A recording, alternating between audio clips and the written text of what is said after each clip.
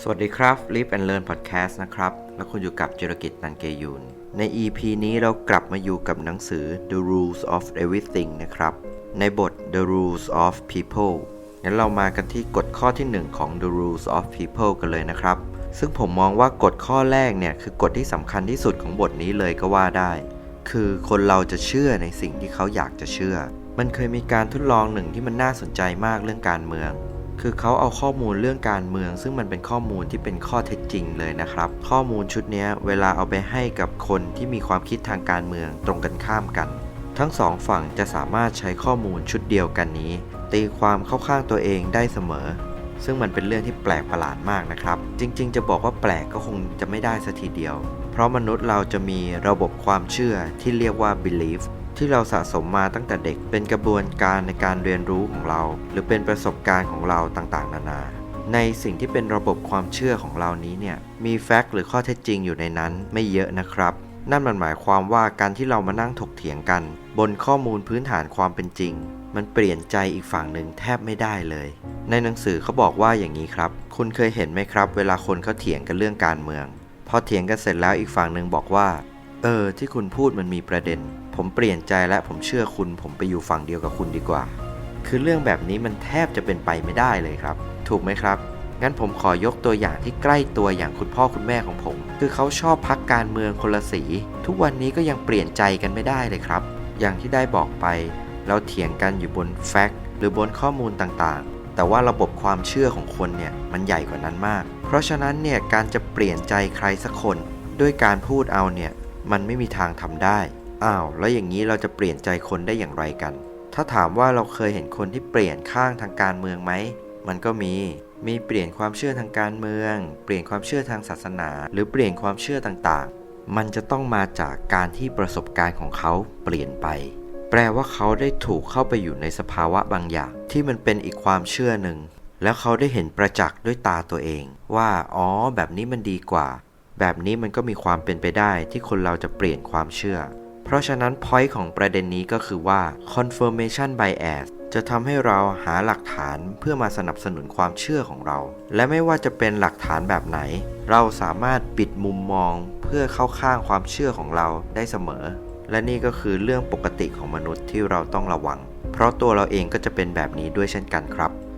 กฎข้อที่2เขาบอกว่าให้เรามีความสามารถอย่างหนึ่งคือความสามารถในการรู้เส้นแบ่งระหว่างการล้อเล่นการกระเซ้าหรือการบูลลี่สมมติว่ามีคนหนึ่งพูดกับเรานะครับในที่ทำงานลองนึกภาพตามดูเขาพูดกับเรารู้สึกว่าเขาล้อเล่นพูดสนุกขำๆแต่ประโยคเดียวกันเมื่อเขาพูดกับอีกคนหนึ่งมันกลับกลายเป็นการบูลลี่และกลายเป็นเรื่องใหญ่ได้เหตุการณ์แบบนี้เกิดขึ้นบ่อยในสังคมนะครับเพราะฉะนั้นเนี่ยประเด็นสำคัญของเรื่องนี้ก็คือว่าเราต้องระวังและเราต้องแยกเรื่องนี้ให้ออกเพราะประเด็นเรื่องนี้มันเป็นเรื่องที่เซนซิทีฟมากๆและมุมมองของคนเราก็เปลี่ยนแปลงไปตามกาลเวลาได้ด้วย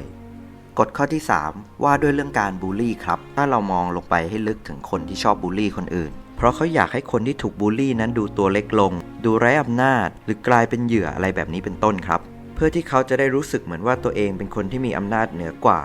มีพลังเหนือกว่าสามารถควบคุมคนอื่นได้อะไรแบบนี้ครับอย่างไรก็ตามถ้าเราไปเจาะลึกถึงชีวิตของคนที่ชอบบูลลี่คนอื่นเราจะพบว่าตัวเขาเองนั่นแหละลึกๆลงไปแล้วเขารู้สึกว่าตัวเขาเองนั้นไร้การควบคุมหรือไม่มีอำนาจในอะไรบางอย่างอาจจะเป็นเรื่องที่บ้านก็ได้หรือเป็นอะไรบางอย่างที่ทำให้เขารู้สึกหวาดกลัวอยู่เขาก็เลยต้องหาทางออกด้วยการบูลลี่คนอื่นแบบนี้ผู้เขียนหนังสือเล่มนี้เขาบอกว่า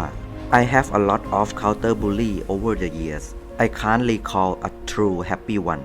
คือคนที่ชอบบูลลี่คนอื่นจริงๆแล้วเขาไม่ได้มีความสุขเพราะคนที่มีความสุขเขาจะมีความมั่นใจมีความพึงพอใจในตัวเองและจะไม่ไปละลานใคร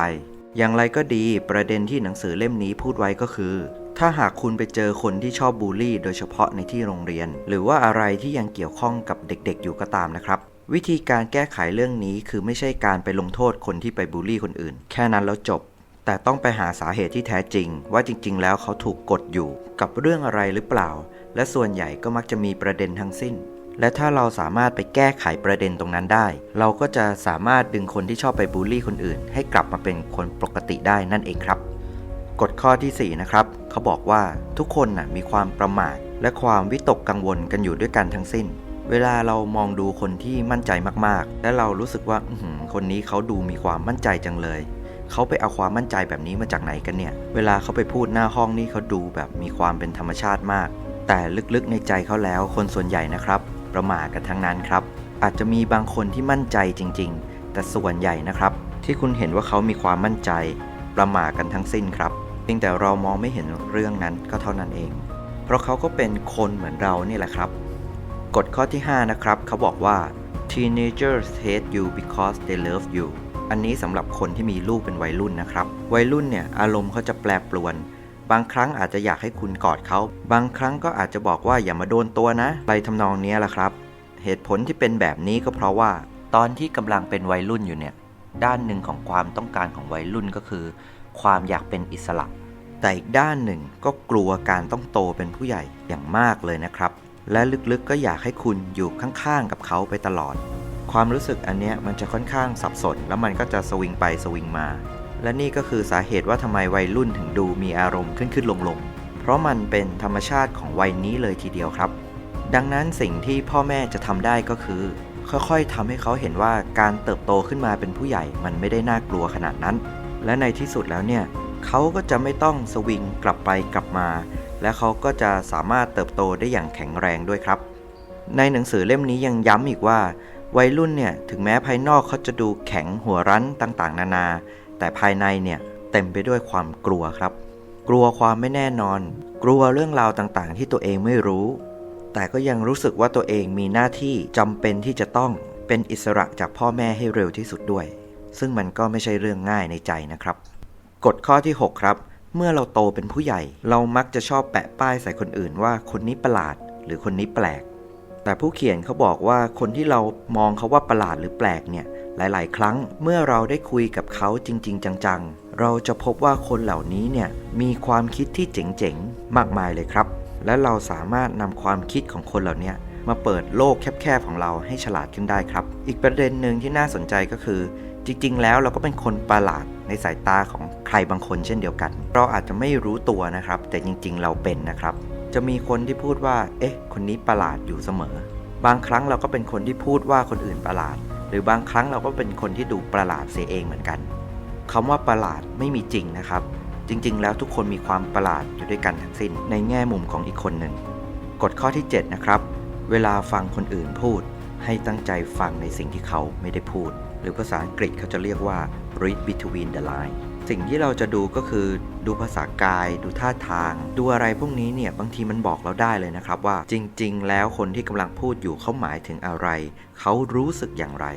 ดังนั้นการชั่งสังเกตไม่ใช่แค่ฟังอย่างเดียวแต่เราต้องดูพฤติกรรมของผู้พูดด้วยว่าพฤติกรรมของเขาเปลี่ยนไปไหมอย่างไรจะทำให้เราวิเคราะห์คนได้ดีมากยิ่งขึ้นครับข้อที่8นะครับเขาบอกว่าความเหงามันไม่ใช่การที่ว่าคุณอยู่คนเดียวแต่มันคือ state of mind มันคือสภาวะจิตชนิดหนึ่งแปลว่าคุณอยู่คนเดียวก็ไม่เหงาได้หรือคุณอยู่หลายคนแต่ก็เหงาอยู่ดีดังนั้นความเหงาไม่ได้เกี่ยวกับว่าคุณอยู่คนเดียวหรืออยู่หลายคนคือเราจะรู้สึกเหงาก็ต่อเมื่อเราไม่สามารถเชื่อมโยงสิ่งที่อยู่รอบตัวเข้ากับตัวเราเองได้ถ้าเราสามารถเชื่อมโยงได้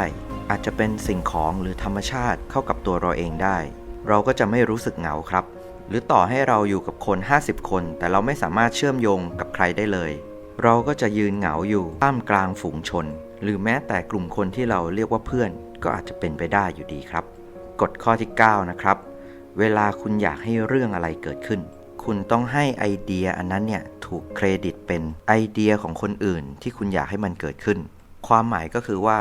สมมุติว่าคุณต้องการให้เรื่องนี้ถูกทำโดยคนกลุ่มนี้คุณต้องทำยังไงก็ได้ให้วิธีคิดที่คุณอยากให้ทำกลายเป็นไอเดียของเขาอาจจะไกด์นู่นนี่นั่นให้เขาแล้วให้เขาใส่อินพุตไอเดียเข้ามาและสรุปว่านี่เป็นความคิดเห็นของเขาเมื่อไหร่ที่มันเป็นไอเดียของเขาคือคนที่เราต้องการให้เขาทำเขาจะทำอย่างไม่ลังเลเพราะคนเราจะเข้าข้างความคิดเห็นหรือความเชื่อของตัวเองอยู่แล้วอันนี้เป็นหนึ่งในวิธีการบริหารคนที่เรียกว่าเป็นหนึ่งในหัวใจสำคัญเลยนะครับคือเราอยากให้ใครทำอะไรเราต้องให้ไอเดียฝังเข้าไปในหัวของเขาตอนผมอ่านกฎข้อนี้ผมนึกถึงหนังเรื่อง Inception เลยครับกฎข้อสุดท้ายนะครับกฎข้อที่10คือ say thank you properly คือเราต้องเรียนรู้ที่จะขอบคุณอย่างถูกต้องเวลาขอบคุณใครก็ตามต้องทำให้คนที่ถูกขอบคุณรู้ว่าเขาถูกขอบคุณเรื่องอะไรประเด็นนี้สำคัญคือสมมุติว่าเราขอบคุณเขาขอบคุณเพราะว่าขอบคุณที่คุณอดทนฟังเราขอบคุณที่คุณยืนอยู่ข้างๆเราเสมอขอบคุณที่สละเวลาฟังในวันนี้หรือขอบคุณที่ทำให้เราสงบได้ในยามวิกฤตอะไรแบบนี้เป็นต้นครับคือคนเรานะครับชอบคำขอบคุณแต่ต้องถูกทำในปริมาณที่เหมาะสมไม่มากไปไม่น้อยไปและในเวลาที่เหมาะสมด้วยนะครับและนี่คือทั้งหมดของ The Rules of People ครับขอบคุณที่ติดตาม Live and Learn Podcast นะครับถ้าคุณผู้ฟังชื่นชอบเนื้อหาอาหารความคิดแบบนี้คุณผู้ฟังสามารถสนับสนุนค่ากาแฟกดไลค์กดแชร์กดคอมเมนต์เพื่อเป็นกำลังใจให้กันด้วยนะครับผมก็พูดอยู่คนเดียวก็อยากจะรู้ว่าคุณผู้ฟังมีความคิดเห็นอย่างไรชอบกด9ไม่ชอบกด1ก็ได้ครับแล้วพบกันใหม่ใน EP หน้าสวัสดีครับ